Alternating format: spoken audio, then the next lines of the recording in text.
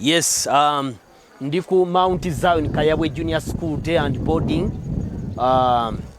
Essomero lyaffe eddungi tuli olengera kakkala kaalyo. Success at its peak. 0703172124 Mount Zion Kayabwe Junior School Day and Boarding. Otuuka e Kayabwe bwoti bw'oba otuuse mu Katonga ewali ekipande awo ekiriko Muzeeyi Gaddafi omugenzi ne Muzeeyi Museveni side awo n'oweta ku mukono ogwa left ku kipande kwennyini kwowetera bwoti ababoda we bali awo baga mutwale ku Mount Zion bajja kutwala environment yayo ekkiriza omwana okusoma talina be mutaataaga nti waliraanye disco tewaliraanye ebintu birati abaana bajja kugenda mu ndongo bakole batya era tuuse okusoma. It's really amazing. So kankuyise ku baana engeri gye baperformingako omwaka oguwedde abaana baffe ku Mount Zion Kayabwe Junior School Day and Boarding. Success at its peak. Babano tulina abaana abafuna aggregate 4, aggregate 5, aggregate 6, aggregate 7, 8 n'omwenda. So olaba performance yaabwe tulina wali PLE results 2023 100% first grades. Abaana 31 be baatuula pupils start for PLE ate abaana 31 ne bafuna first grades. Kyewuunyisa, amazing. The colors are good, the environment is good. Leeta omwana wo bwanga oli kaddaama ng'oli bweru w'eggwanga oyagala kuleeta mwana wo asome asobola okuba tataataaganyizibwa ate school fees atuuke jjangu ku Mount Zion Kayabwe Junior Day and Boarding Primary School. Nakugambye nti bw'otuuka ku Katonga ng'ogenda e Masaka wali waliwo abomoka mujjukirawo bulungi wabomoka ne batukuba diversion kasita otuuka kati waatereera waliwo ekipande kinene nnyo kyaliko Muzeeyi Museveni ne Muzeeyi Gaddafi kwowetera wennyini nnyini awo n'ogendako munda. So environment n'abantu abali ku kyalo mbaagadde balirwana abaffe ab'essomero era nga bagenda kutambuzaako munda olabe ebigenda mu maaso. Leeta omwana wasome emisale bitono nnyo, totwala mwana musomera milioni 2 ate nga yeebaka bwebasi. Omwana jangu omuleeta emitwalo 5 n'emitwalo 5 okweyongera paka P7. Tulaba nti ekyangu era kirungi era ensawo y'omuntu kaba kutambuze bakulage essomero lyaffe nga birifaanana.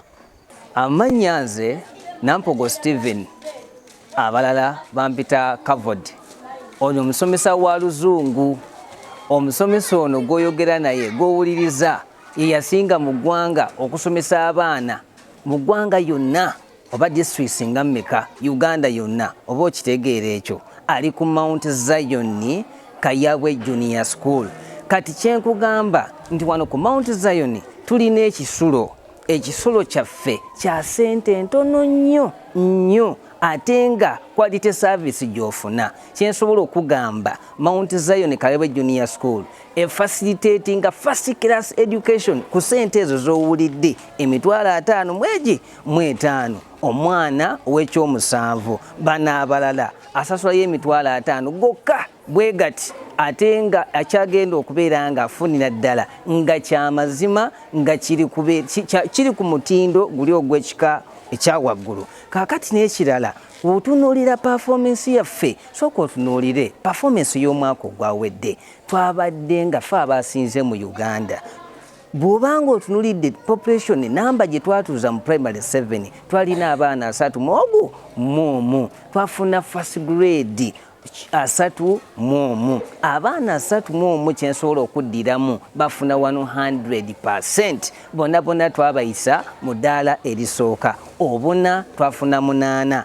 Abaana abasigalayo bonna bayitiramu first grade era yasembayo okukola obubi yafuna aggregate 9 bwe guti. Kati nga byonna bikolebwa wano ku Mount Zion. Ekira kyensobola okugamba tusangibwa wano mu Kayabwe Golo. Bw'otuuka ng'obuse River Katonga awo waliwo stage ya Golo bagiyita Golo stage. Ababooda abo bonna bamanyi Mount Zion kubanga ly'essomero lyokka mu Mpigi district erikyasinze kubeera nga likolera ddala kubanga abasomesa kye bakola bakimanyi. Abasomesa bali so creative, abasomesa bali compassionate, abasomesa balina passion eri abaana, abasomesa kubanga bategera kye bakola. Kati kyensobola okugamba gwali eyo osobola okutweyungako ku nnamba ezo zibagenda okubeera nga bazikuwa nti Mount Zion ly'essomero lisobola okubeera nga lisomesa omwana wo naawe n'otegeera nti amazima omwana asomesebwa bulungi.